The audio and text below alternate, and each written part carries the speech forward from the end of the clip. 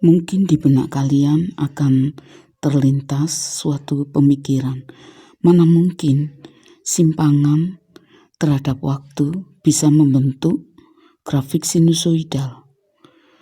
Apalagi mungkin di dalam pikiranmu juga terlintas satu pemikiran, apakah mungkin gerakan osilasi dari sebuah pir atau bandul itu nanti akan membentuk suatu grafik sinusoidal? Bagaimana caranya menemukan persamaan simpangan dari grafik gerakan dari sebuah pir yang di dalam fisika dinamakan gerak osilasi? Nah, gerakan ini bisa dipakai untuk menemukan persamaan simpangan dengan cara kita atur bahwa di beban pir ini kita beri pena, kemudian kita ulurkan lembaran kertas yang berjalan sehingga membentuk suatu gambar sebagai berikut. Alatnya yang terdiri dari sebuah bekas, beban, tiang, kemudian bentangan kertas. Bentangan kertasnya harus berjalan, kemudian dapat bergerak horizontal karena adanya dua buah rol penggulung.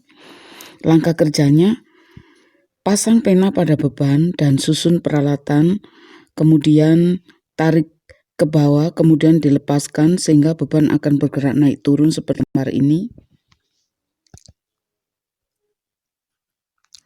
gambar ini. Kemudian sementara beban bergerak harmonik naik turun, bentangan kertas digerakkan horizontal ke kanan dengan kecepatan tetap. Amati gerak simpangan grafik terhadap hasil goresan pada pena pada bentangan kertas yang bergerak. Bagaimanakah bentuk grafik yang dihasilkan pada percobaan ini?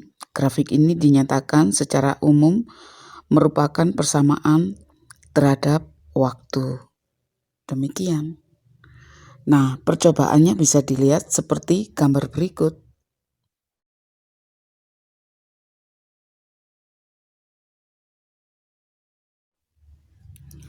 Anda juga dapat menentukan persamaan simpangan gerak harmonik dengan cara memproyeksikan posisi partikel yang sedang bergerak melingkar beraturan dengan kecepatan sudut omega pada garis tengah vertikal sumbu Y. Misalkanlah pada posisi awal saat T sama dengan 0, partikel berada di sumbu horizontal X. Dan pada saat T sama dengan T second, partikel berada di titik P dengan proyeksinya pada sumbu Y adalah PY. Nah, dengan menerapkan geometri, maka terbuktilah bahwa persamaan simpangan gerak harmonik dapat dinyatakan oleh persamaan Y sama dengan A sin theta, di mana theta adalah sama dengan omega T.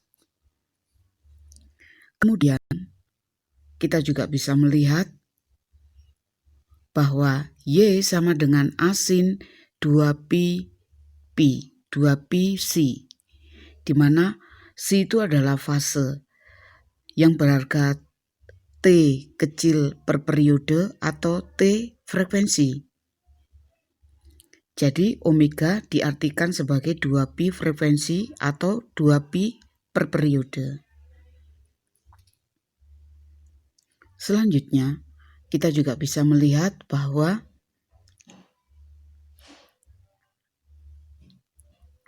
persamaan ini bisa diturunkan berdasarkan diferensial, yaitu akan menghasilkan sebuah kecepatan simpangan getar, yaitu diferensial dari dy per dt.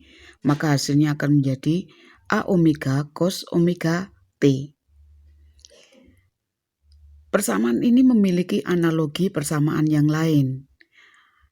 Nanti kita akan bahas. Nah, sekarang untuk percepatan getar juga bisa diturunkan dari diferensial kecepatan getar, yaitu dvy per dt. Hasilnya menjadi min A omega kuadrat sin omega T, di mana ini memiliki sinonim bahwa ketika A sin omega T itu adalah Y, maka percepatan simpangan getar bisa dituliskan sebagai A omega kuadrat Y